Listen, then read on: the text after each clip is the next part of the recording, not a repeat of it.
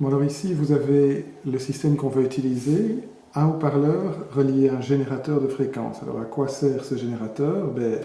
Je l'allume, relié au haut-parleur, il produit un son, et ce son est à une certaine fréquence qui est indiquée ici sur le cadran, 107 Hz.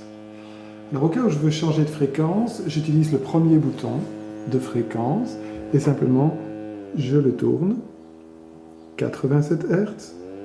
Dans l'autre sens, 180 Hz, une descente progressive. Si je désire diminuer maintenant l'intensité du son, je vais tout à fait de l'autre côté et j'utilise ce bouton d'amplitude qui va simplement diminuer l'amplitude du son ou la réaugmenter. Si je désire une fréquence dans un autre intervalle beaucoup plus élevé, par exemple, j'ai un sélectionneur d'échelle ici. Je vais aller dans la gamme des au-delà de 1000 Hz, 1267 Hz. C'est un peu gênant, je diminue donc l'amplitude. Et ce qui est important de noter, c'est que si je veux obtenir des vibrations dont l'amplitude est plus importante, je peux me rapprocher de l'échelle très basse.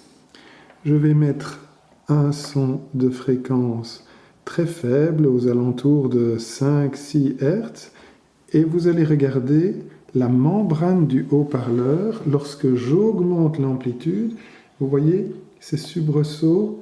Là, je suis à une fréquence de 2 Hz. On voit nettement le déplacement de l'ensemble de la membrane. Si j'augmente quelque peu la fréquence, je déplace un petit peu. Vous voyez l'augmentation, nous sommes à 4 Hz, 5 Hz.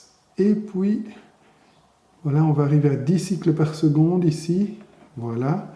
Le mouvement de la membrane est nettement visible et c'est exactement ce mouvement d'oscillation harmonique que l'on va utiliser comme source d'excitation pour nos expériences sur les modes stationnaires de vibration.